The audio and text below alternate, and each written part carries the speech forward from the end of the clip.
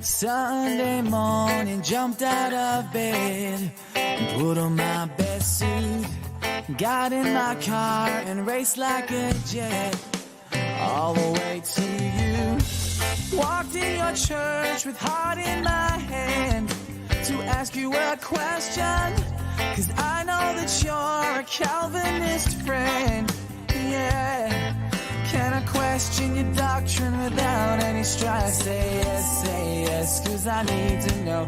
Say I'll never get your blessing till the day I die. Tough luck, my friend, but why you gotta be so rude? Don't you know I'm Christian too? Why you gotta be so rude? I'm gonna question you anyway. Question tulip, question you anyway. Question tulip, yeah, no matter what you say. Question tulip, ain't what it ought to be. Why you gotta be so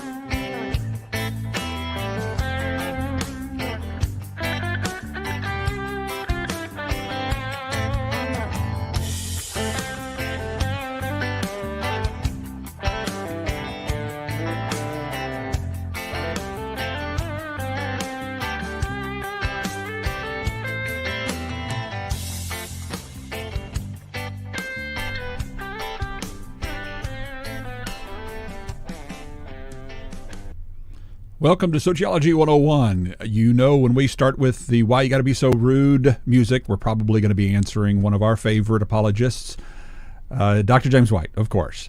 Yesterday, he did a broadcast, again, confronting my broadcast, and so I'm going to respond. Unlike some people who just ignore James White, I actually like to have my interlocutor, my nemesis, if you will, and I say that in love, but at the same time, I think you're going to enjoy today's program because James White pretty much tells us all that determinism is a joke.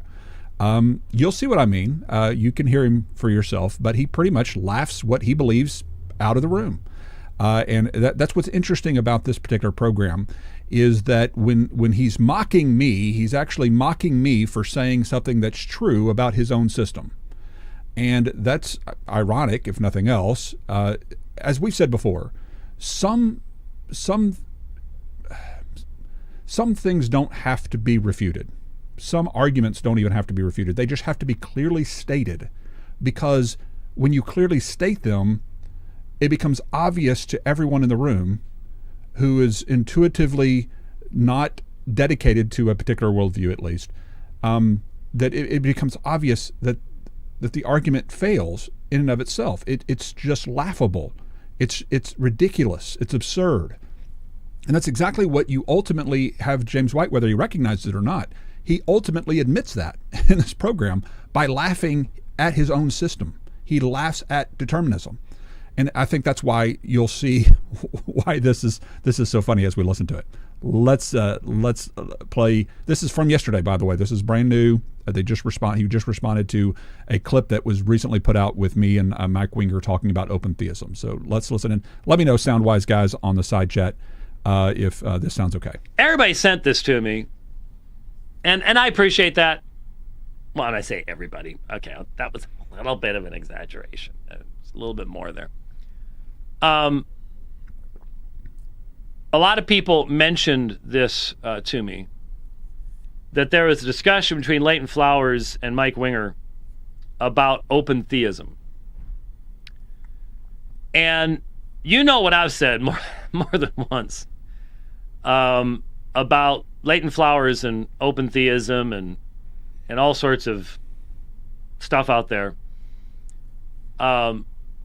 I think if open theism had not been specifically added, and I could be wrong about this, but I'm pretty certain that it was the last revision of the Baptist Faith and Message in 2000 that included the specific assertion that precludes a faithful Southern Baptist from holding to the Baptist Faith and Message and believing in open theism. I think if it hadn't been for that Leighton Flowers would be an open theist today. Okay, so his assertion is Leighton Flowers would be an open theist if the Baptist Faith and Message in 2000 didn't insert in there that you can't be a Baptist and an open theist. That's his assertion. One, my particular denomination, Texas Baptist, does not require anyone to adhere to the 2000 Baptist Faith and Message. In fact, there was a divide within Texas over that issue with regard to the 63 versus the 2000, mostly based upon certain more dogmatic statements that the 2000 said with regard to women in ministry and those kinds of things, and certain Texas Baptists don't like being told what to do by state denominations and confessions. And we're not creedal. Baptists aren't creedal. Baptists don't like being told to sign stuff, especially Texas. We're ruggedly independent people, and we don't like being told by hierarchical people what to do. And I'm speaking more in general terms, obviously. Personally, I've read the 2000 Baptist Faith and Message and don't have a major issue with it. There's things that, like every confession that I've ever signed or have ever signed off on, I would reword or restate things to make them more clear or more compatible with the way I would believe. And I think that's true of every pastor or theologian who knows what they're talking about, because we know all confessions are made to be more ecumenical and to represent a wide body of people. And generally speaking, I don't have a problem with the 63 or the 2000 confession. And to assert this again, this is a to the man argument. Leighton must really believe that God doesn't have all knowledge. He if it wasn't for his confessions, he just wouldn't believe it. That is just an assertion on his part. Why even go there? It would be kind of like me saying, if you didn't have the London Baptist Confession of 1689 that said that you believe evangelism is necessary, then James White would have given up evangelism a long time ago. James White would have just thrown out evangelism altogether. I just know he would. How do I know? I just think I know everything about James White, and so I just assert he would be a hyper Calvinist if the 1689 didn't preclude him from being one. Do you see how absurd that is and disrespectful? I can't come up with my own doctrinal views, and I don't have to adhere in my convention to the 2000 Baptist Faith and Message. So to assert that I'm only adhering to it because my convention would somehow throw me out if I didn't, it's just absurd. I mean, I like Mike Winger. We sat down when I was over there before the world went insane, and I've obviously responded to just all sorts of stuff that he's said, and I think on certain topics demonstrated some fundamental exegetical issues that I don't believe the responses were adequate to correct. But anyway, we've had our back and forth. And he's going to say in this, I don't believe anything in determinism and stuff like that. And so we have a very different theodicy. Do I think that he can come up with a consistent theodicy? No, of course not. I don't. It's one of the reasons I'm reformed. The biblical theodicy is a biblical theodicy, and it's based upon God's absolute sovereignty. There's no question about that. Of course, what Calvinists mean by absolute sovereignty is theistic determinism, which he doesn't refute. I mean, he knows that's what it is. Of course, sovereignty doesn't mean determinism. Sovereignty means God's kingly right to rule as he pleases. God sits in heavens and does what he pleases. But it also goes on to say in that same chapter, the heavenlies belong to the Father, but the earth he has given over to man, which is why we pray, God, let your will be done here on earth as it is in heaven. A prayer that would be superfluous if God's will is always meticulously done, as the Calvinist deterministic worldview asserts. And so we're pushing back on Calvinist redefinition of the word sovereignty to mean theistic determinism, i.e. God brings about all things in accordance with his divine decree, even men's evil choices and desires, even the rapist's desire to rape, even the molester's desire to molest, even the murderer's desire to murder. All of those came about by sovereign decree on Calvinism, which, again, don't take my word for it. You'll hear it from them as we go through it. So we answer the problem of evil very, very differently. And so we would debate atheists differently and all sorts of things like that. So that... Yeah, and I'm hoping to have Mike on again towards the end of the month, and we may be talking about some of the methodological differences between the different worldviews. Your soteriology does drive your methodology. In other words, what you believe about God does affect the way you treat other people and the way you debate other people. I think this is manifest, especially during the Reformation times when you had people like Balthasar Hubmaier, who believed in religious liberty and the baptism of believers, not the baptism of infants. He was killed for that under the rule of Zwingli, by the way. And he believed we shouldn't kill dissenters, not only because he was one who was at scrutiny of being killed himself, but because he actually appealed to his soteriology. He appealed to God's patience and love. And he would make arguments to the effect of, instead of with we should try to persuade instead of with sword and fire, with patience and prayer, because this is the model that Jesus gave us. He was patient with people, and because Christ died for all people, he went on to argue, we should give them as much time as possible. We shouldn't cut their life short. We should want their life to be long, so that they'll have as much time as possible to win them over. Balthasar Hubmaier argued. In other words, his soteriology drove the way he treated people. He wants to be patient with people who are dissenters of the faith. Instead of torturing them into the faith or burning them at the stake for disbelieving, he wants to be patient with them. He wants to show them love. Go figure. In other words, Balthasar Hubmaier sounds much more like a modern-day Baptist than does Luther or Calvin or Zwingli, and yet nobody knows hardly who Balthasar Hubmaier is. And I'm just saying, why don't we look to some of these heroes of the Christian faith who were burned at the stake along with their books and see maybe they were teaching a lot closer reality to what we believe today with regard to Christian liberty, with regard to how we should treat dissenters, with regard to how we should evangelize. And so, yeah, I do think that there is valid claims with regard to the methodology and how your soteriology or your theology will drive your methodology. Dustin, thank you for your super chat. This is typical James White. When he doesn't have an actual argument, he reaffirms his doctrine and misrepresentations and ad hominems. That's typical. I mean, that is unfortunately been the MO of Dr. White. That's a problem. That's why we debate these things. But it even seems to me that in this discussion of open theism, when Pastor Winger asks Leighton Flowers, well, what if determinism was true? What if the Bible actually does teach it? What would you do then? And what you hear is Leighton does his... Okay, well, we'll get to the question in a little bit, but that's not exactly what Mike asked. Mike asked, if determinism is true, would you believe that God is still, would you be able to say that God's still moral or right? And I have to think about that question for a while because I'm trying to be conciliatory towards people who listen who are Calvinist, because I want to be careful how I say these things. But I mean, thinking back over it, and I think what I was about to answer before Mike kind of redirects is much like what Roger Olson says to Horton, Dr. Horton, when they're talking about these things. And he makes the comment, he says, now, I'm not accusing Michael Horton, a Calvinist, of believing that God is monstrous. He says, what I'm saying is that if I were to conclude Calvinism's claim about God are true, then I logically would have to believe that God is monstrous, which is the reason that I reject that concept. Does that make sense? So it's the most conciliatory way of saying it. Wesley said something very similar in another quote that I've read before. I don't have it here. I would show it to you, but it's basically the concept and idea of one of the reasons we reject Calvinism is not only the exegetical commentary, which we spend hours on here going through why we don't exegetically believe determinism is supported in the scriptures, but we also don't believe it is tenable.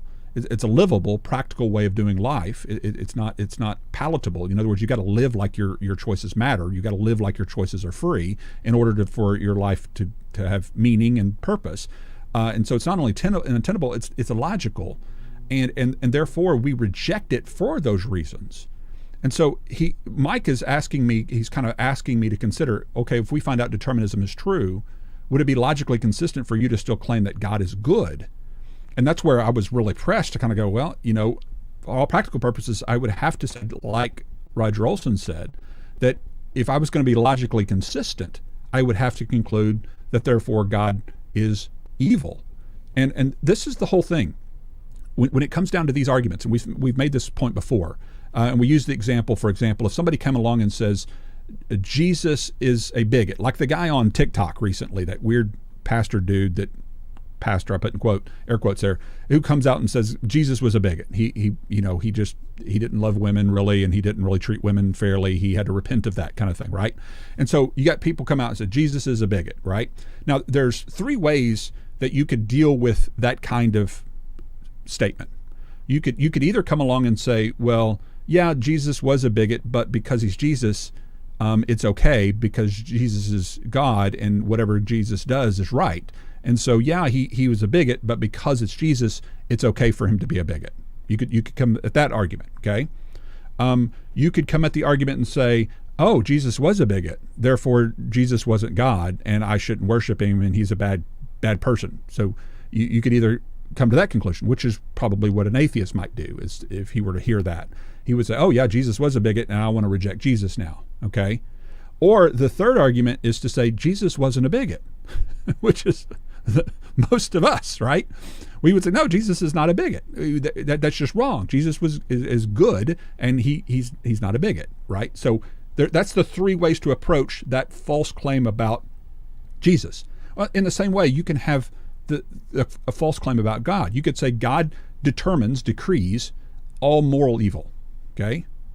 And you could either take the Calvinist approach that says, yes, that's true, God does do that, but he's God and he can do what he wants, and therefore it's right. And so he does wrong things seemingly to us, but he's really right in doing it, and it's just a mystery beyond our full comprehension. We don't know really how it's true, as John Calvin himself actually makes the argument, as we've read thousands of times here before, from John Calvin, how it was ordained by the foreknowledge and decree of God what man's future was, without God being implicated as an associate in the fault as the author and the prover of transgression, is a secret so much excelling the inside of the human mind that I'm not ashamed to confess ignorance.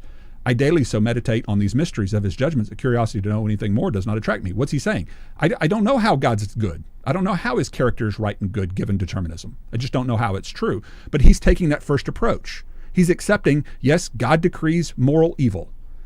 And I don't know how that works, but it's just true. But he's still good because God's good and you can't call God bad. So he's doing seemingly bad things from our perspective, but we know he's good. And that's the approach they're taking. What the atheist is doing is they're also accepting this claim. God decrees moral bad stuff, and therefore I don't believe in God, or I don't worship God, one of the two. And that's obviously the bad approach. The rest of Christianity, what are we doing? The rest of Christianity is doing the same thing whenever the person says Jesus was a bigot. We're coming along and saying, no, Jesus wasn't a bigot. Or we're doing the same thing. When people say God decrees moral evil, we're coming along and go, no, you're wrong. You misinterpreted the Bible. God doesn't decree moral evil. So you can choose which of those three methodologies you want to take when confronted with what people are saying about God. You can either say, yes, that's true about God, but he's still good and we just don't know how he's good. Or you can do what the atheist says and says, oh, God is decreeing more evil, therefore he's bad, and so we're going to reject God. Or you can come along with the rest of us and say God doesn't decree moral evil. You've got to decide which of those three approaches you're wanting to take, because that's really where it gets down to your theodicy, as we're talking about. Well, I do whatever I was determined to do. Leighton, honestly, I think some people think that every time that Leighton Flowers does I've been determined to not understand these things, that he's just trying to be funny. No, that is how he thinks. It's not how I think. It's what you believe. And prove me wrong, Dr. White. Prove me wrong. Come on the program and say, I do not believe that Leighton was determined to believe what he believes. Come out and just say that. Because otherwise, you're not mocking me. You're mocking the true claim of your system. Now, lest you just think that I'm misrepresenting Calvinists. Remember, James White touted the book by Bignon, the French philosopher. He touted his book as a defense of determinism, right? You've heard him on his program. You've seen it all over social media, this French philosopher, Bignon, being touted as one of the leading scholars in defense of this concept of theistic determinism. And let's just, instead of believing me, listen to what one of their leading scholars says with regard to what Leighton has been determined to believe and think. Okay, listen. Exhaustively describe reality.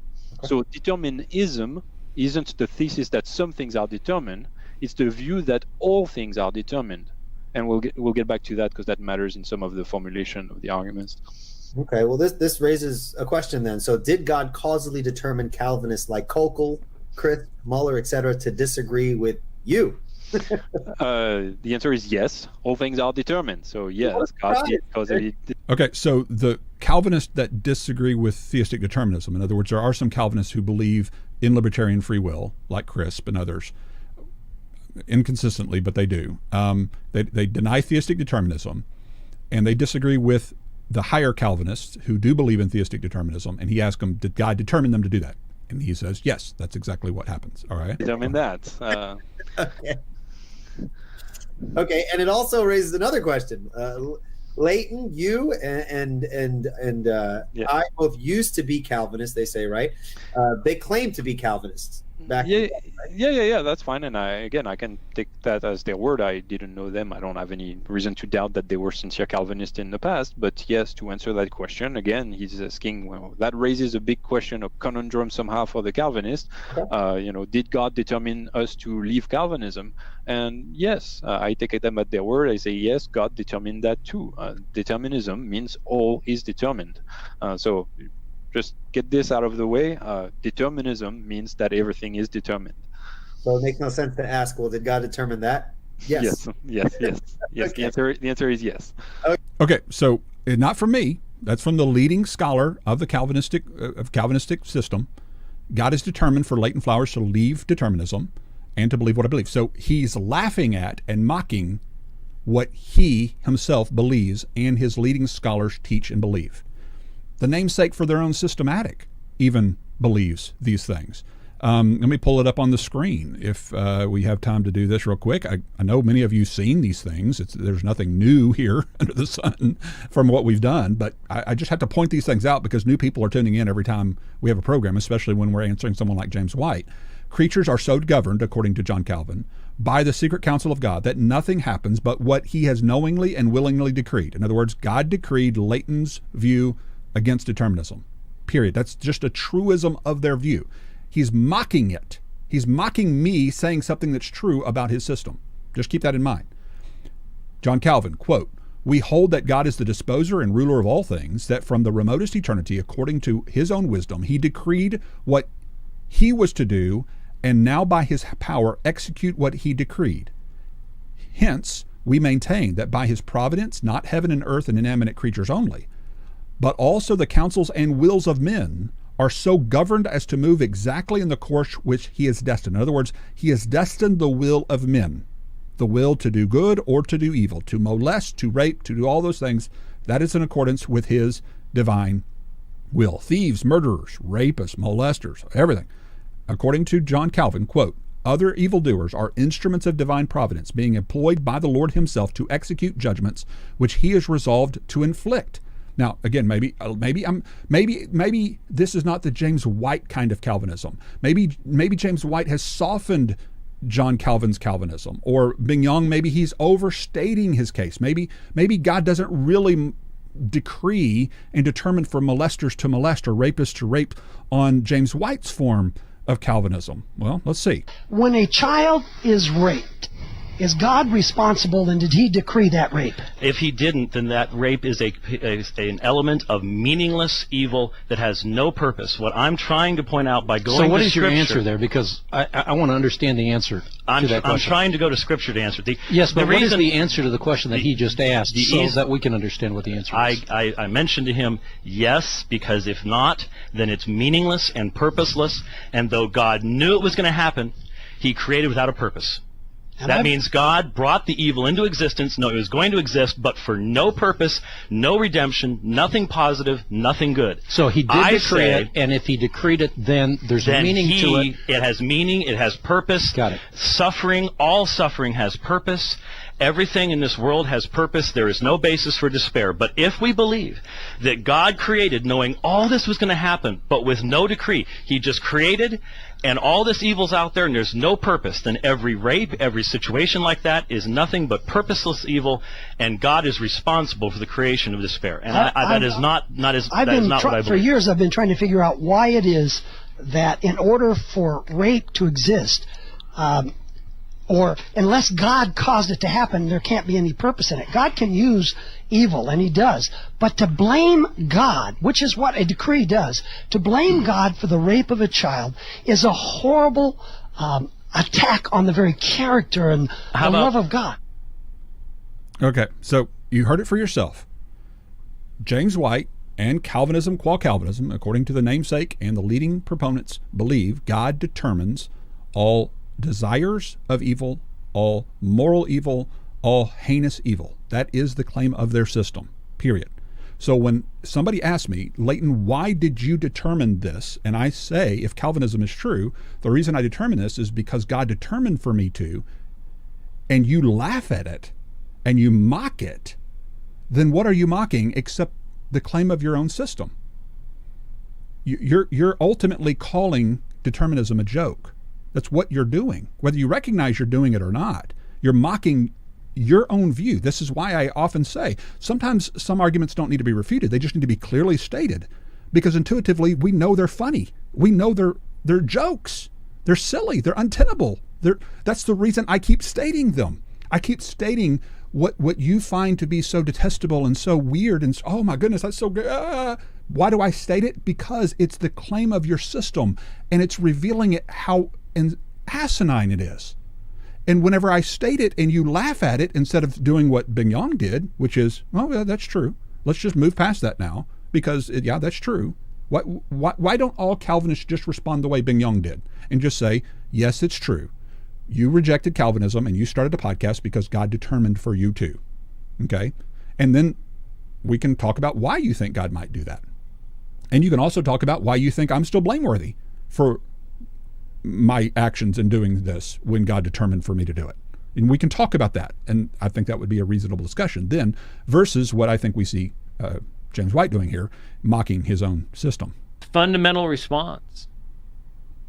I think most people sit back and go, oh, stop clowning around and actually. No, he's not clowning around.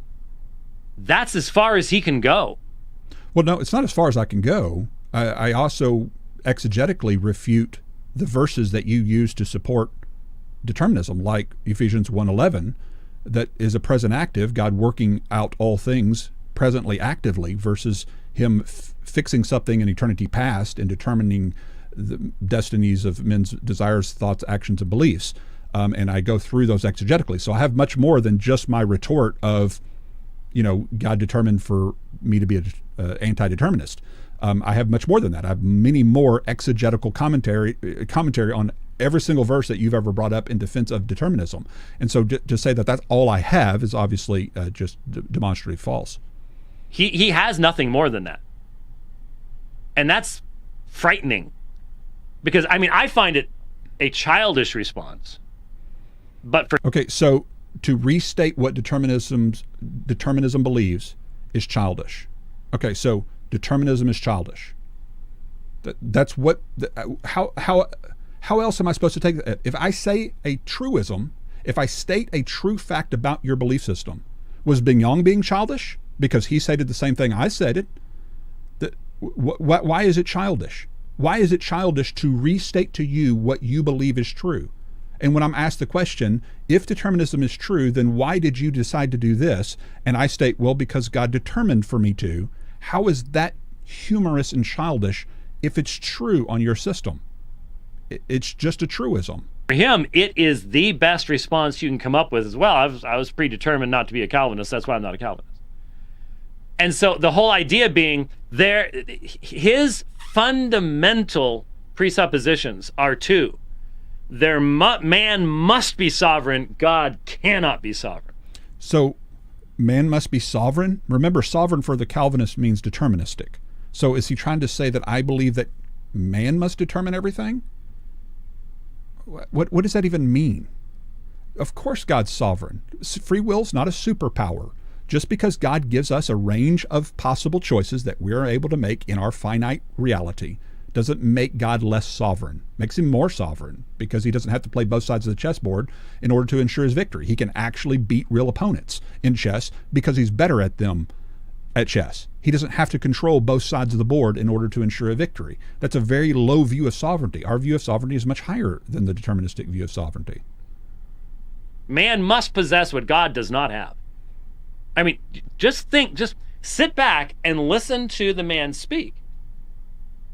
And something you won't do. Sit back and listen to me speak. Have a conversation with me. Come on to my program, which I've invited you to do, standing invitation, or I'll come on to yours if you feel more comfortable that way. Sit back and listen, actually listen to what I say, instead of putting arguments in my mouth like he would be an open theist if the Baptist Faith and Message would allow it, or he actually believes man is sovereign, not God. Do I ever say anything like that? Of course not. So instead of actually listening to what I say, what does he do? He puts words in my mouth, and then he attacks the straw man that he just created. This is where he's coming from. This is his fundamental assertion, is that you have to have libertarian freedom on man's part, but God cannot have libertarian freedom. He's given it up voluntarily, but he cannot have libertarian freedom in... God can't have libertarian freedom? Is that what I'm saying? Of course. I've heard Calvinists argue that God doesn't have libertarian freedom, but I'm certainly not arguing that God doesn't have libertarian freedom. I believe that God, like A.W. Tozer argues, God decreed not which choice man would make, but that man would have a free choice, and that a God less than sovereign wouldn't be willing to grant his creatures that amount of freedom. He wouldn't be able to handle it. In creating a world that glorifies him in the way that he chooses to be glorified. He cannot work all things after the counsel of his will. That has to be limited. No, he can work all things out of the counsel of his will. He's working things that we do freely according to the counsel of his will. There's a big difference between positively, actively, in time, working out things for good versus determining everything everybody does. Big difference between those two. And I love to use John MacArthur's words from whenever he was younger. He's become more and more Calvinistic over the years. But this is an article he wrote years and years ago that I love to use because it's it perfectly, succinctly describes what we believe with regard to like Romans 8:28, for example. But God's role with regard to evil is never as its author. God simply permits evil agents to work and then overrules evil for his own wise and holy ends. Amen. Agree with you there, MacArthur. Ultimately, God is able to make all things, including all the fruits of all the evil of all time, work together for a greater good. In other words, he is able to bring good from evil. It's called redemption. You take a bad thing that an autonomous, separate creature does, and you turn it for a good purpose. I don't have to cause the molester to molest through a divine decree in order to accomplish my purpose. God's big enough to accomplish his purpose despite, and sometimes when he chooses to, through the evil purposes of creatures. That is a correct theodicy. That is a biblical theodicy, and it doesn't undermine the holiness and the goodness and the character of God, which is what we're striving to do with our particular worldview, obviously. That has to be a very narrow spectrum of things. And so it's presuppositional to everything else. And so that whole, well, I was predetermined not to believe in Calvinism, that's just simply a really bad, non-reflective, non-communicative way of saying, I reject the idea that God can be sovereign and yet anything man does have meaning. Okay. Well, in some way, he's right in that me stating a truth about your view, in other words, me restating determinism, i.e. God determined for what I believe is true, he's saying that ultimately equals me saying that determinism undermines human responsibility. And that's true. That's what that statement is trying to reveal, how absurd it is, how asinine it is to hold people accountable for something that God determines. And that's why I point these things out. You're mocking your own system. You're not mocking Leighton's belief. You're mocking your own beliefs. When I say things like that, I am actually stating something that is factually true about your doctrinal worldview. By the way, Dr. Garza, thank you for your super chat. Al Garza, he's asking a question about an update on the possible debate between Dr. Wilson and Dr. White. I have no idea. I told those two I didn't want to get between them, and so I gave each of them the email addresses, and last I heard they were talking about it back in the day. I have no idea if that's been dropped. I don't know what's come of it. I would love to see it too, but I have nothing to do with it, just to let you know about that. So my assertion is that man's meaningfulness can only be found in the denial of God's freedom to act as he chooses. So and that's assuming that God can't freely choose to allow for creatures to have freedom and to make real choices that he himself doesn't determine. And that's what we're pushing back on. You can't assume that God can't do that. We've talked about it many, many times before, the conflation of the eternal and temporal, the flattening out of all things, ignoring that. That's why when you listen to that debate that he did on Unbelievable to Genesis 50, he just face plants. He has to. All of the texts in the Bible that present this full-orbed idea. Full-orbed, and flattening out. This is his code language for mystery. He can't say mystery. He can't do what we heard John Calvin do in the quote I just presented, where he says, I've meditated on these things, I confess ignorance. He can't just come out and say, I confess ignorance, it's a mystery, I don't know how it works, like John Calvin does. He can't do that because he's mocked too many people over the years for appealing to mystery. So he can't do that. So what he has to do is use different code word language. And that is, oh, you're flattening it out, i.e., you're stating our system plain and simple. Remember, the first time he ever accused me of flattening it out was when I actually superimposed his own scholar into my article and put his own scholar into my article, and he accused his own scholar of flattening it out. And all his scholar was doing exactly what Bing-Yang did. He's coming out and explaining determinism. God determines, decrees all things that come to pass. But that's just flattening it out. To actually state determinism plainly, that's just flattening out. What he means by orbed, multi-orbed, is you're willing to accept the seeming contradiction of God determining everything and man still being responsible. And if you just accept those two seemingly contradictions, that God is doing it, but you're still ultimately blamed for doing it, then if you're not willing to accept that, then you just don't have a multi-orbed, i.e. you're not willing to accept this apparent contradiction. You're not willing to accept this irrational claim with regard to who God is and what he believes. He can't deal with them. That's been shown over and over and over again. Us in the middle, I don't know that we should be very more hard on one of them than the other. I think both of them we need to stand firmly against and say, this is why we don't agree with what your conclusions are. So here's see what I'm saying? The others. Okay, so apparently he has his earpiece in, and whenever Rich starts to play it, it blows out his eardrum. And so that's the reaction you're seeing from James White, is that I blew out his eardrum. But because of that, apparently he missed my sentence there, because what did I just say in that sentence? I just said I am treating both. The whole point of this little section here is saying I'm treating people I disagree with, whether they're open theists or they're determinists. I treat both of them as brothers, because ultimately I believe they're making a similar philosophical error. And again, there are many different kinds of Calvinists, and there are many different types of open theists. Okay, and I know that this is an oversimplification of that, because I know that there's, like we already acknowledged, there's Crisp, for example, who is Calvinistic in his soteriology, but doesn't affirm determinism, and he actually affirms libertarian free will. Okay, so like Kokel and others. Okay, so Calvinism has a big umbrella of folks underneath it that hold the differing views. Open theist, same kind of thing. Now, open theist has been dumbed down to this concept and idea of God just doesn't know the future at all and have any idea of the future, and he's just out there guessing, and that kind of thing is often the caricature. But most of the guys that are scholars among the best of the best arguments of the dynamic perspective don't argue that way. They sound a lot like Molinists, to be honest. I mean, there's a lot of the middle knowledge talk and all those kinds of things. I'm not trying to get into all of that right now, okay?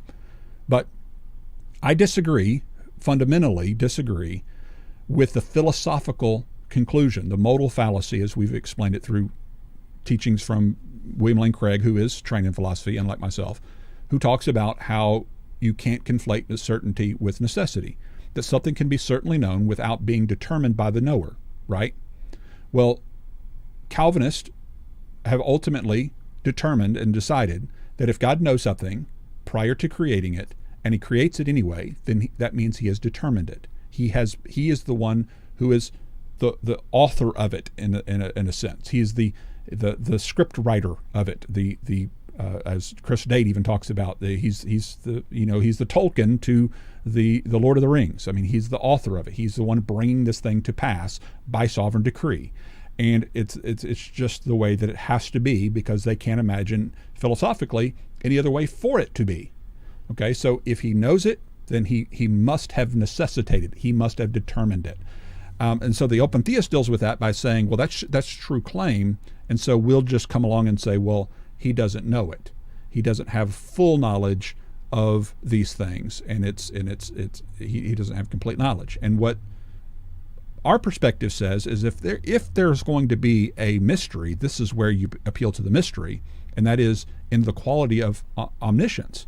Just like we appeal to mystery with the quality of omnipotence, his power, and we talk about this, the argument that Lennox makes between that and how. We don't know how God made something from nothing. His power. That's an appeal to mystery with the power of God. We don't know how he makes something from nothing. Can't possibly begin to describe that. It's beyond our full comprehension. But we believe that he made something from nothing, obviously. So you could believe that something's true without knowing how it's true. Well, omniscience is the same way. I don't know how God knows my choices tomorrow, but I believe that he knows my choices tomorrow. Okay? And that's where my mystery is. And I'm not afraid to appeal to mystery. Now, I could do the James White thing and say, oh, you're flattening it out because you believe determinism is the only answer. You don't have the full orbed concept and idea that God has the power to know the future free choices of people he doesn't determine. And I could do the same thing to him. And what am I doing? I'm appealing to a mystery. I don't know how God creates something from nothing. I don't know how he knows my choices before I make them. I believe that he does based upon revelation, and I do so in faith. And I'll leave it at that because that's where the Bible leaves it. I'm a theologian, not a philosopher. I'll let the philosophers philosophize about why and how they think God pulls off these things, but I'm not going to throw somebody out of the kingdom because they come to a different philosophical conclusion about those things. That's why I just made the argument. I treat James White as a brother. I treat Brian Wagner as a brother. Brian Wagner has a dynamic perspective of the knowledge of God. James White has a deterministic perspective of the knowledge of God. Mike Winger has more of the perspective like I have with regard to more of the typical Boethian type of perspective of God outside of time. He takes more of that approach from what I understand from what he says. All three of them I treat as brothers because all of them are attempting to answer a very deep, very difficult to understand philosophical problem. But what am I doing? I'm saying I think we should treat all three of them like brothers. That's my point. And I would think that James White would agree with that because he has, quote unquote, brothers that he treats like brothers who are not Calvinists and who aren't determinists.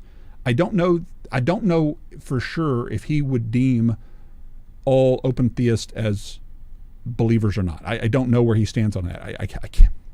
I can't imagine somebody throwing somebody out of the kingdom in the sense of saying, well, he must not be redeemed if he lands on some philosophical dynamic perspective.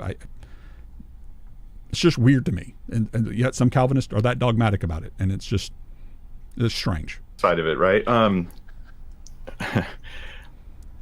Open theism, if I understand the way people often come to open theism is it's an attempt at theodicy, at a defense of why God allows evil. And basically the part that's open theism says, hey, well, he didn't even know that was going to happen. Right. You can't blame him because he didn't know. And I would say that doesn't mean anything to me because in the middle of the evil thing God didn't know about, now he knows. Why doesn't he stop it right then? Right. Like you still have to deal with God allowing these things to happen. And so it doesn't really solve anything. All it does is potentially strip God of an attribute the Bible declares that he has. Right. And I know open theists are gonna be like, Mike, you don't understand our position. You're misrepresenting us. Yeah. And I will say, I think, and I could be wrong here, but I mean that sincerely. My studies so far show me you don't understand your position if you're an open theist and you say that. Right. It's not me. But look at like Greg Boyd and his stuff he says on open theism. I'm embarrassed to listen to what he says about it. I'd much rather hear a Calvinist talk about determinism as far as what offends me more. Really? I'm embarrassed. He demonizes the Old Testament and demonizes a lot of the stuff that's in, and I'm going like, my goodness, are you an atheist? Like what? This is what I hear from the atheists I deal with online. Now it's coming out of a Christian pastor. Now remember, and just real quick, Boyd's Boyd's view of the Old Testament is, I think, distinct from his concepts of open theism and the knowledge of God. So that's where I might just push back on Mike a little bit now, is to say you can't equate Boyd's specific views on the Old Testament with his view of God's knowledge, because someone like Brian Wagner, for example, would very likely disagree with some of Boyd's claims about the Old Testament, but still have a dynamic perspective of God's knowledge. And so I don't think you can equate those two. And I'm not sure Mike was meaning to do that, but it kind of came across that way. I just want to make that distinction. And I'm not sure if the hearing will ever cover in that ear, but I can I wonder why God decreed for that to happen. Sorry, can't help it. hear it clearly. I could, at least at first. How'd you lose your hearing? Latent flowers. just latent flowers blew up my eardrum. Or you were born totally depraved and you don't have the ability to hear because of a decree of God from birth. Spiritual deadness, right? Sorry. Anyway, so we've got it working now. But notice what's being said there. Mike is saying, I reject this system. But what you're going to be hearing as part of this discussion is, which is more offensive?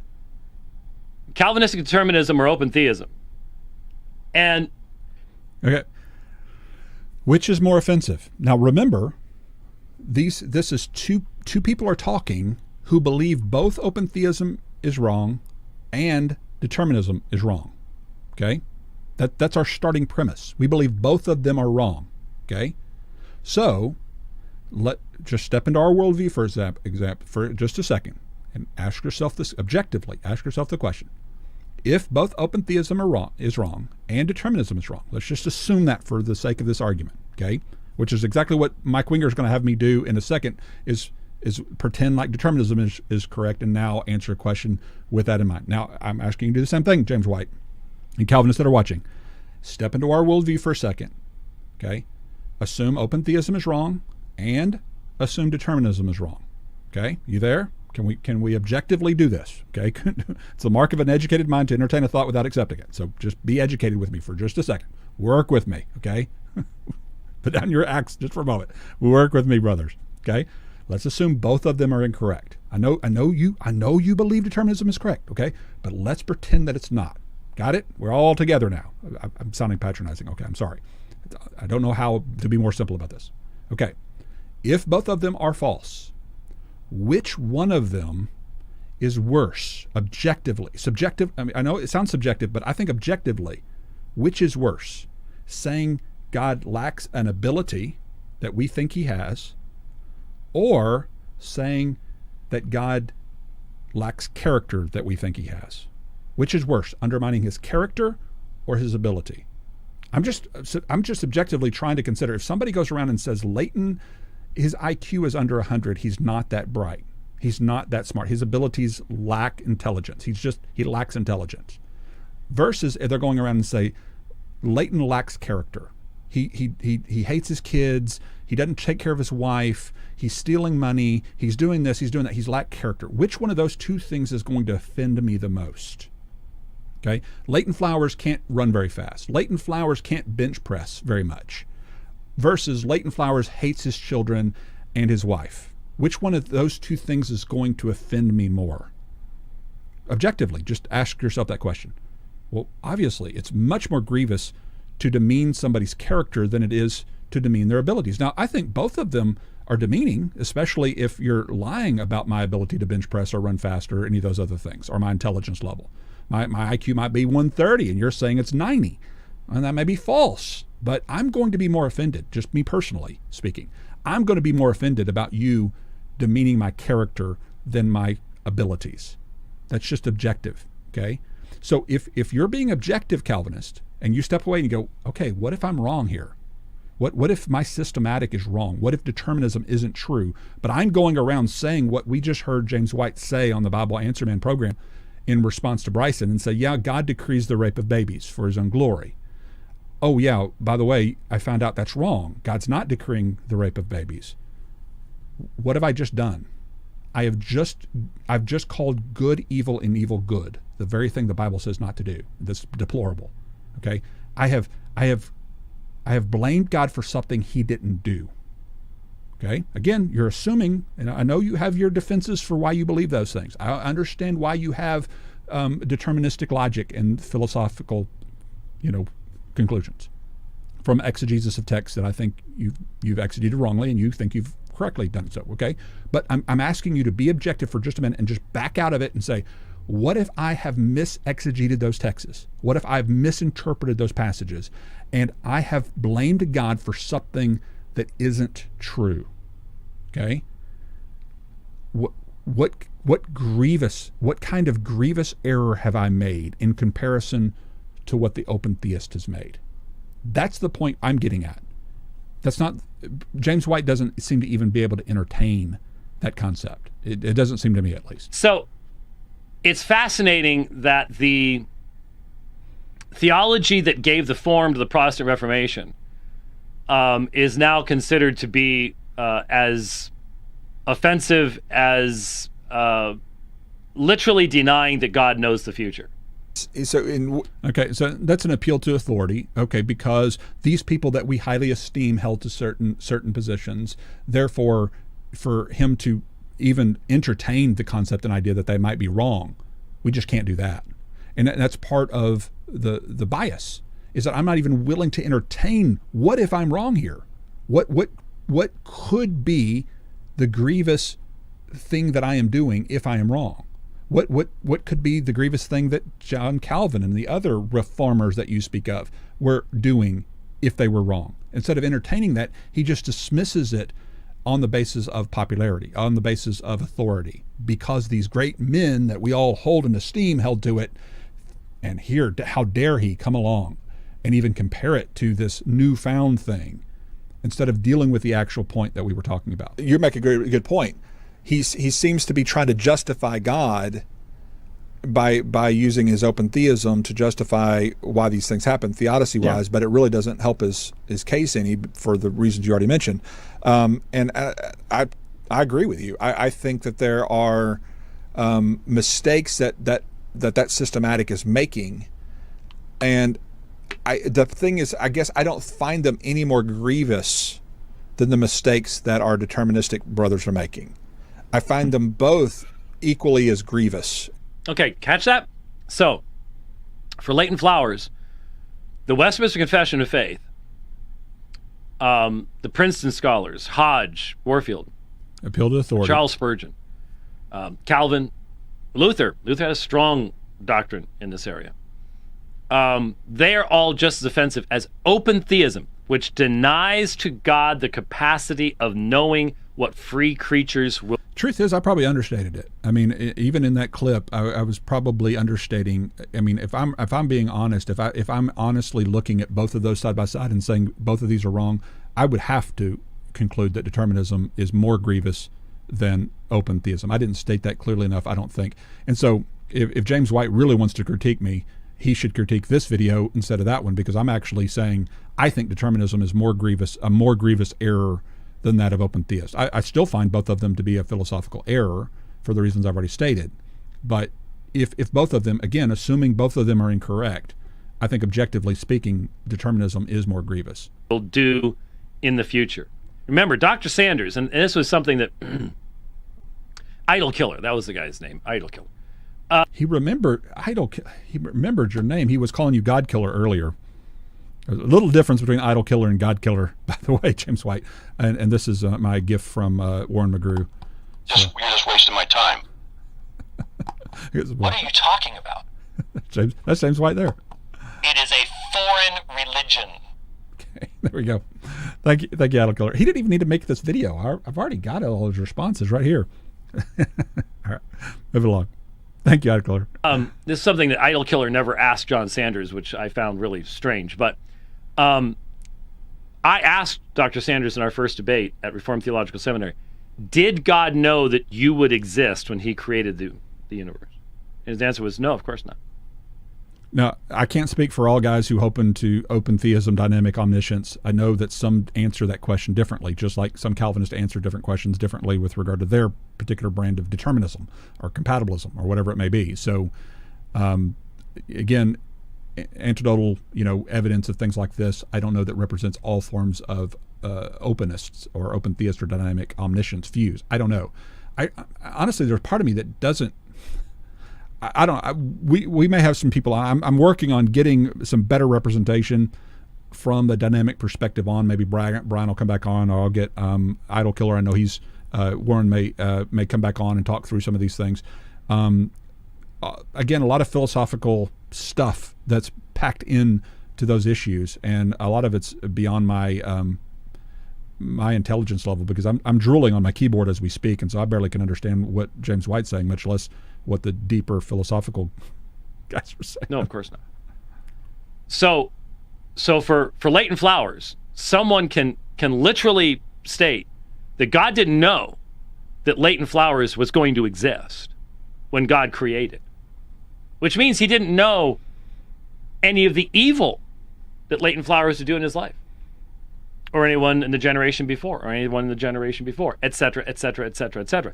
And yet, he made all the conditions for all of that to happen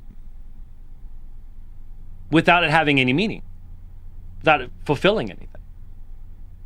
Yeah, Aaron brings up a point, and he's asking the question: if on some forms of open theism, I would add that, because there's different forms of open theism, I'm sure. If God chooses not to know the future, in other words, if he limits his own knowledge, because in their view that may be necessary in order for him not to determine things, is for him to limit his own knowledge of the future, is that really an inability?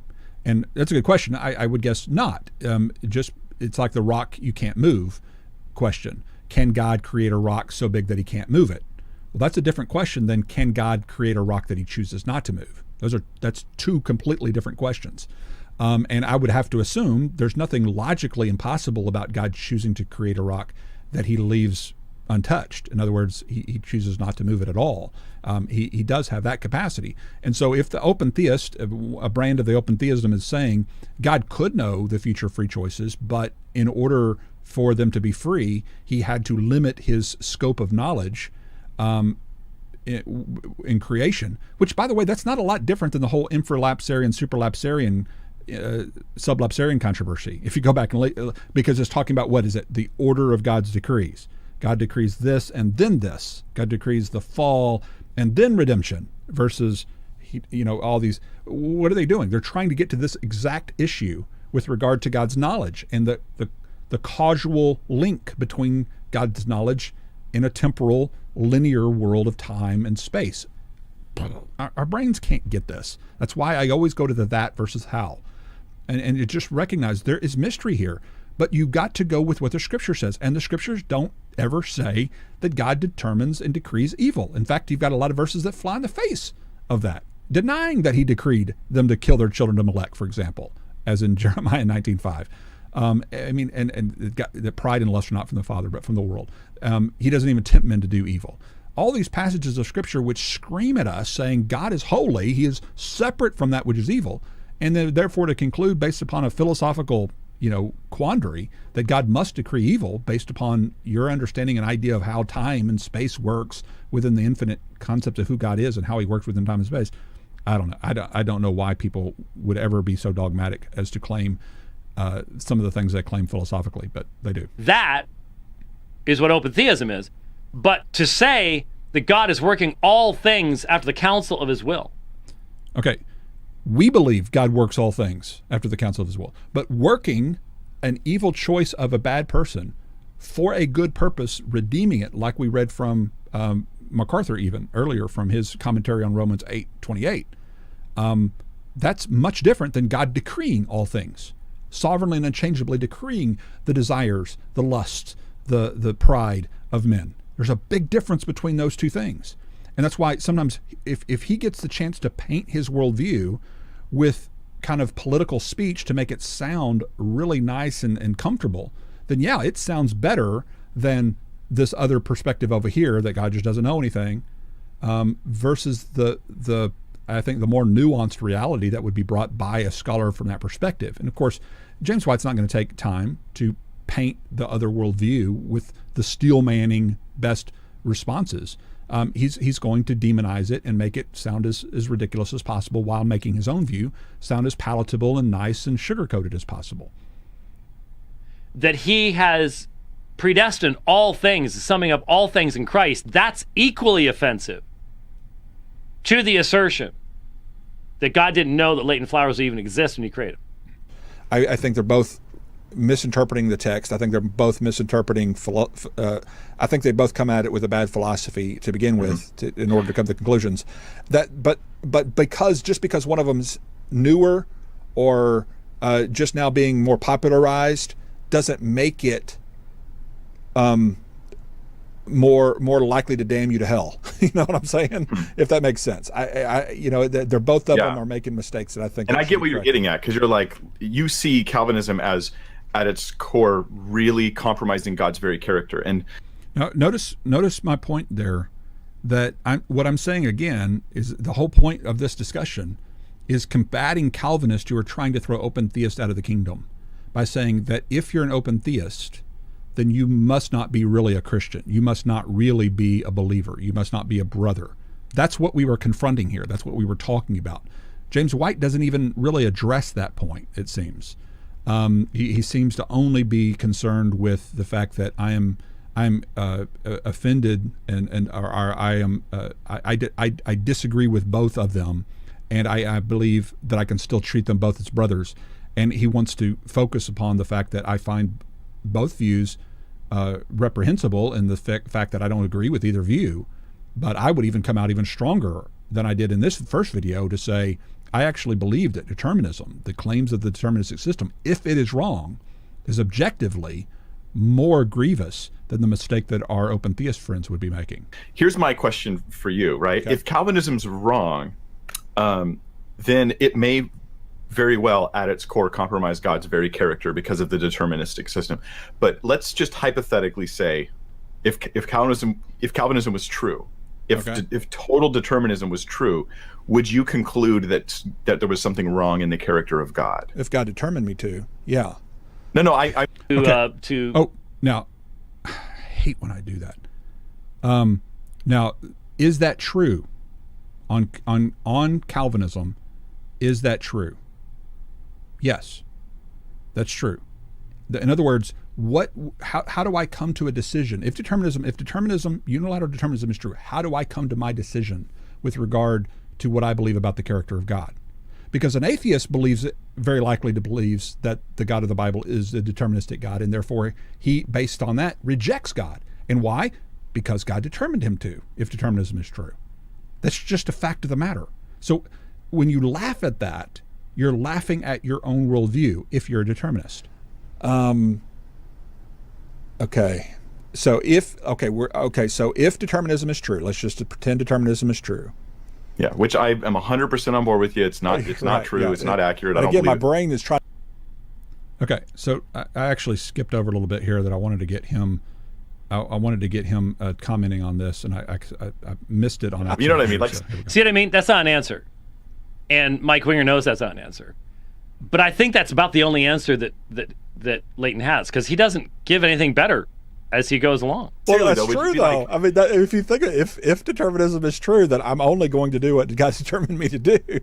And so I mean, would you be logically consistent if you concluded that God is therefore somehow morally compromised because of determinism? Okay. So if determinism is true, let's just pretend determinism is true. Yeah, which I am 100% on board with you. It's not true. Yeah, it's not accurate. I don't believe my brain is trying to work around this, because obviously if determinism is true, I'm only going to determine what God has determined for me to determine. But see, that's all he's got. Okay, it's the claim of your system. I'm just stating the claim of your system, because he's asking me why would I do this.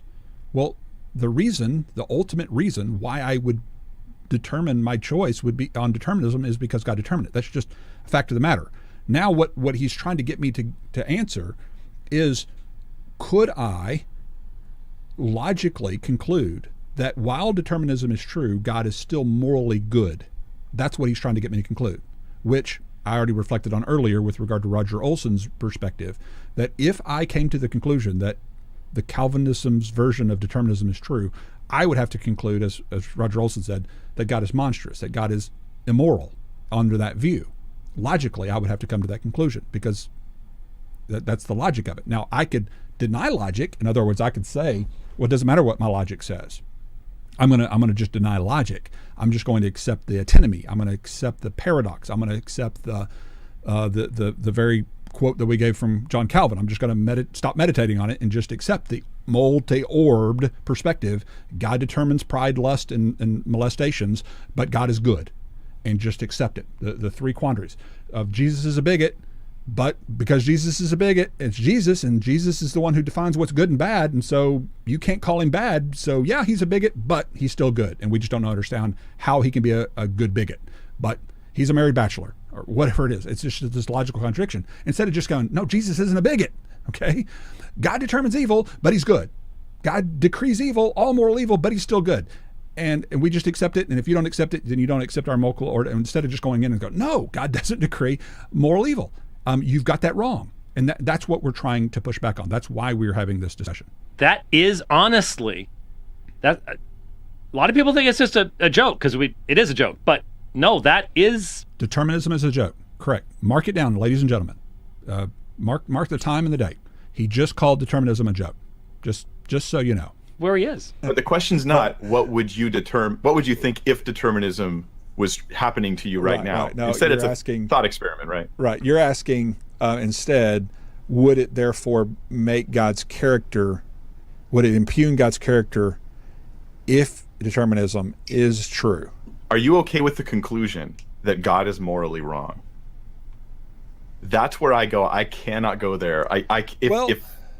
Yeah, well, I would. I mean, if I said the same thing about open theism, I would say the same thing. I mean, if open theism is true, I'd have to come to the conclusion that if it's true, it's true, and God's not morally evil. I mean, if you come to the scripture with any presupposition, you come with a presupposition that God's good, that He's always just and He's always right, therefore, if determinism is correct and God is always just.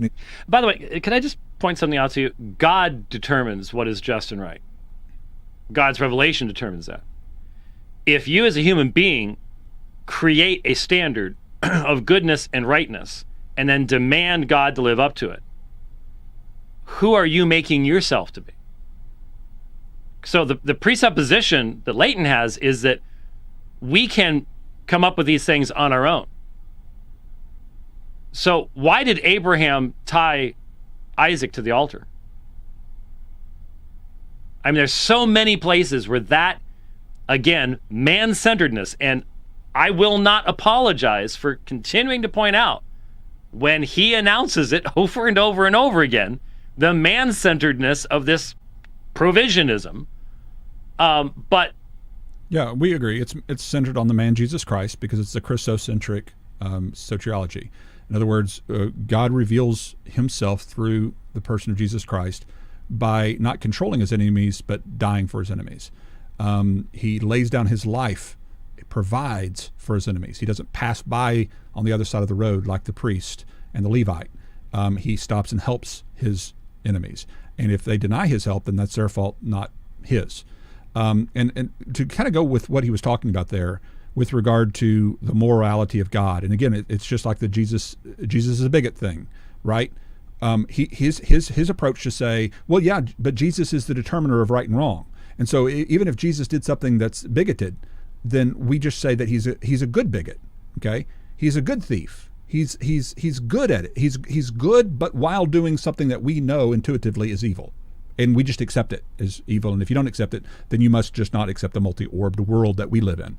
And so we're just going, no, Jesus isn't a bigot. No, God doesn't determine rapes for his glory. Okay, so we're denying the claim of your system. And this is where I think that the quote from C.S. Lewis is so apropos. I mean, this applies perfectly because what is he confronting here? He's confronting Calvinism in this quote. And listen to what C.S. Lewis says. If God's moral judgment differs from ours so that our black may be his white, we can mean nothing by calling him good. For to say God is good while asserting that his goodness is wholly other than ours is really only to say God is we know not what. And an utterly unknown quality in God cannot give us moral grounds for loving or obeying him. If he is not in our sense good, we shall obey, if at all, only through fear, and should be equally ready to obey an all-powerful demon. That's what omnipotent fiend means. All-powerful demon. The doctrine of total depravity, when the consequence is drawn that, since we are totally depraved, our idea of God is worth simply nothing, may thus turn Christianity into a form of devil worship. And what is he talking about? He's saying that when people come along and blame God for doing devil-like things, but then say we should worship him anyway because even though it looks like a devilish thing, he still must be good, and that's just a quandary we can't understand in our multi-orbed world, but we're going to worship this seemingly morally evil person. And we're going, no. God is demonstrably good. What does demonstrably mean? It's able to be demonstrated why he's good. This is one of the reasons I wrote the book, God's Provision for All. This is what I start with the illustration of my grandfather. And this is why I get into this, and this is why. So please hear me. This is very vital to understand this. I talk about my grandfather because my grandfather, he went to be with the Lord probably 10, 11, 12 years ago. It's been a while. It's been a long time, probably longer than that. And he was a demonstrably good man. In other words, he did good for others. He was always stopping on the side of the road and helping. He could build anything. He was a machinist in the World War II. He could fix any engine. And when he couldn't fix an engine, it was not a unusual thing for him just to give somebody an engine. Just like, oh, I can't fix your boat. Well, you can have mine. Literally, that's the kinds of things that my grandfather would do. He was just a very giving, very humble, very gracious man that would very rarely pass by anybody who needed help and not help them. And that's just the way he was. And when I was at his funeral, people would just keep coming up to us as the family, and they would say, your grandfather, Rusty Russell, you call him Rusty Bucket, was his handle on the CB and everything. Everybody called him Rusty. Well, Rusty was such a good man. And they weren't just giving a platitude. Like a lot of times you'll hear platitudes at a funeral because that's just what you're supposed to say to the family. Oh, your father was just a good man. And when really he was a jerk and never helped anybody. And they would just, oh, he's going to be missed. When they're thinking in the back of their mind, man, I'm not going to miss that guy. That's not the way this was. It wasn't platitudes. They would come up to me and they would say, Rusty was such a good man. And then they would tell me a story. What were they doing? They were demonstrating his goodness. They would say, when I was in need, here's what he did for me. When I had problems, here's what he did for me. He had that kind of character. My mother tells me a story about when they were younger. They had gone on vacation, and their house burned down. Electrical wiring or something happened, and their house just burnt. Everything in their house lost completely to the ground. And the neighborhood and the people in the city, in the town where my grandfather was known at the time, heard about Rusty Bucket. You know, I get emotional thinking about my grandpa. He meant a lot to me. And people, they had insurance to cover their house being rebuilt, but they didn't have insurance to cover the possessions. So that they literally got a new house, but nothing to put in it. No dishes. My mom didn't have any dolls. No beds to sleep on. They had nothing. And literally, I mean, just as a blue-collar worker, he just didn't have money. And so they had this empty house that the insurance paid for without anything in it. And the neighborhood began to hear about this. And they just began to return the things that he'd given away. Gosh, why do I get so emotional? I don't know. Be a man, Leighton. Yeah, swallow your emotions, right? They just began to return the things that he'd given to them, and oftentimes bringing a little extra to help fill their house up. And he lived by the principle, everything not given is lost, because that was true, especially that story. Everything he hadn't given out of his house literally was lost in the fire. It's true of our souls, by the way. Everything you don't give is lost, including your very life. And my grandfather lived his life with that. He gave, and he gave. And helping others in need, he demonstrably, you can demonstrate his goodness. How? By showing what he did for others. Okay? So if I give a defense, an apologetic for the goodness of my grandfather, how am I going to do that? I'm going to walk through and show you how my grandfather did good things for people and had good intentions towards people, not bad intentions, right? Okay, in the same way, if I'm going to give an apologetic for God and his goodness, what am I going to do? I'm going to demonstrate for you his goodness. And when somebody brings a false accusation about my God and says, God does this, this, and this evil thing, and some atheist yells, God determines all evil. He just likes rapists to rape and blah, blah, blah, blah, blah. What am I going to do? No, that is not my God. My God doesn't do that. My God actually helps people in need. He redeems all the evil. He actually is going to hold people accountable who do those horrible things. Nobody's going to be mocked. God's not going to be mocked. A man's going to reap what he sows. It may look like he's gotten away with that. He's not gotten away with anything. God is just. He's good. He's right. And I'm going to defend God just like I would defend my grandfather by demonstrating his goodness, not by agreeing with my accuser and saying, oh, yeah, you're right. My grandfather actually caused all of this evil, did all these evil things. He actually started the fire and was the fireman, but he's good and you just don't understand my grandfather because you're not multi-orbed enough. No, I'm going to defend my grandfather by demonstrating his goodness. In the same way, I'm going to demonstrate how my God is good by going to the scriptures and pointing out how you've misinterpreted passages to mean things that they don't mean. And that's how I'm going to defend it, because my father is good. Much better than my grandfather ever hoped to be. The reason my grandfather had any level of goodness was because of his relationship with Jesus Christ and what Christ had taught him to do. That's a presupposition, whether he wants to see it or not. Always right, then somehow what J.I. Packard and others say, it's an antinomy. You just don't get it, Leighton, but somehow God's completely deterministic and he's not culpable, and you're just too dumb to get it, because God apparently determined for you to be too dumb to get it. That's just the way that it is. And on the other side, if open theism is true, and we again come to the presupposition God's good and he's just and he's right, then I would still conclude that, okay, God doesn't know near as much as we thought he did know, but he's still good and just as right. And so you see what I'm saying? I think either way. Yeah, and I agree with you there. I think that's it. To me, I go, I cannot entertain the idea, and I don't mean like emotionally, but I mean intellectually, I can't sustain the concept that Almighty God has some sort of moral flaw. And even if the world looked 100% like God somehow must be doing something wrong here, I would have to conclude I'm obviously wrong.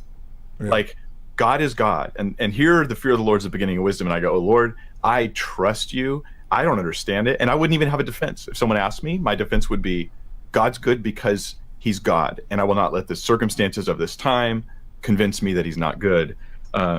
So I tend not to use that concept of, like, some people say the Calvinistic God and he is therefore like a bad God. And I go, you are treading on, in my mind, or treading on dangerous ground when you make statements like that. So I would say I can, which Leighton has made 144,000 times. Understand how. So you should be able to maybe give us an example of some of those things when I've called it a Calvinistic God. That the whole defense of this is that Calvinists are my brothers and worship the same God I do. They're misinterpreting things about God and drawing wrong conclusions about God. Okay? And so again, James White makes an accusation without any citation. I don't say that Calvinists are worshiping another God. I actually call people out for saying that Calvinists believe in a false God. And what we're arguing is that you believe in the same God we do, but you've misinterpreted some passages of Scripture, and you've used false philosophy, bad philosophy, to conclude things about God that aren't true. That's been my argument all along. Now, there are a lot of people on the side chat and who follow the broadcast who would like for me to come right out and say you worship a false God and that you're not a true believer and you're going to hell. But that's the very thing I'm defending against on this program, which you don't seem to want to acknowledge. A deterministic God would make it very difficult to have a theodicy or to deal with the problem of evil. I don't know how I have a video on the problem of evil. I don't know exactly how I would make that video if I believed in determinism. Right. So I'm thankful that that's not the case. So there you go. Obviously, we have dealt many times with Pastor Winger on theodicy, and I think have provided some strong arguments. But the point is, when you can take open theism with its incredibly damaging, unbiblical, philosophical underpinnings, and even begin to compare it to the theology that broke the Roman stranglehold on Europe. I mean, maybe you disagree with Luther, but Luther said this is the issue. Will of man, sovereignty of God. That's what. Well, and Luther's views on the subject were quite a bit different, as pointed out in another episode, than what John Calvin's were on some of those issues. But that notwithstanding, the damaging theology of open theism, as you put it, was decreed by God on your system for His glory, and yet you're bemoaning it. So you're bemoaning that which you believe God has sovereignly and unchangeably brought to pass for His glory. Explain the rationality of that, please. Again, you will mock me for saying that, but when you do so, you're mocking a truism of your belief system, because on your belief system, God brought to pass all things, which would include the damage of open theism. So explain to me rationally why it is okay for you to stand up against what you believe God has sovereignly and unchangeably determined for His own self-glorification. When you can do that, maybe we can have a rational discussion about this. But that's what he was right. He was right. But a lot of most open theism does not have any meaningful connection to the history of the church as far as there being any kind of consistency in belief. Did you? When Mike posed that question to Leighton, and Leighton kind of laughed it off, and then Mike pressed him on it, and like, no, we need to talk about this. Do you think that he was sincere? Who? In Leighton, in suddenly, it was like he'd never ever actually considered that as a possibility. Well, no, I really honestly think that there's a loop in the man's mind where if you say God is sovereign over all things, He simply will not allow for there. Now, what he means by God's sovereign over all things, which is something we would all affirm, he means God determines all things, which would include my beliefs. Keep that in mind, okay? Because that's where the irrationality of his statement lands and what he's mocking me for. It's one of the reasons you get hung up with questions like, okay, assuming determinism is true, why would you make that choice? Why would you believe this? Would you believe it's logically consistent to still call God morally just and right if you believe that God determines and controls the molester's desires and decisions to molest? That kind of question, of course, has come to my mind. Like I said with the Roger Olson quote, Roger Olson would have to conclude, if determinism is true, now that I understand the claims of the system and I don't have a cognitive dissonance that I once had as an affirming Calvinist at one time, once I see the two and how they relate, I have to conclude, logically, it would be inconsistent for me to hold to determinism while still declaring that God is moral. Now, I believe that Calvinists are sincere in their affirmation of God being a good God. Okay, that's what I've said before. But I think it's logically inconsistent for them to do so. They appeal to mystery as to how God can be good while still determining evil. Whereas I say God doesn't determine evil. Not in the way that they suggest, anyway. To be the distinction that Christian theology makes between the decree of God and the prescriptive will of God. And so the decree of God, i.e. God's determinism versus what He says. So that's the two wills of God. This is what God's determined. This is what God says. God says, I didn't decree for you to burn your children of Molech, but I sovereignly decreed unchangeably in eternity past for you to kill your children of Molech. And if you don't accept both of those statements as true, though contradictory, by any objective person's reality, if you don't accept both of those things to be true, then you just don't accept the multi-orbed mystery, air quotes, of our worldview. And he's right about that. I don't think it's rational to call a man a married bachelor. To call them a married bachelor is to be contradictory. It's calling a square a circle, and saying it's a square circle. It is a square circle, and it's both a square and a circle. It's both a married and a bachelor. And if you don't accept that, you just don't accept the multi-orbed reality of what our world is actually entails. And that's your own shortcoming, Leighton. But of course, that shortcoming itself was determined by God on my system, and yet I'm rational in affirming it and mock you for stating it. He can't do Genesis 50. He can't do Isaiah 10. He can't do Acts 4. He can't, or you just don't accept all those interpretations that I bring with regard to how God can know and use the free actions of the king of Assyria, the free actions of Joseph's brothers, the free actions of Pharaoh, and thus strengthening him his resolve so as to bring about his purposes. Yet we have interpretations for all those. To pretend like we don't is just to straw man us, obviously. So we can, you just reject our particular interpretations of those passages. He can't see the full orb. He's always smashed it down into that one layer. And i.e., you've rejected the seeming contradiction of God determining evil but not being evil himself. You've rejected that logic. That's what he means by flattening it out. Just another appeal to mystery. So that response that he gives each and every time really is what his brain is doing. And he literally is saying, yeah, well, I can only do what I'm determined to do. So I don't think it was a matter of, no, I've never ever thought about this before.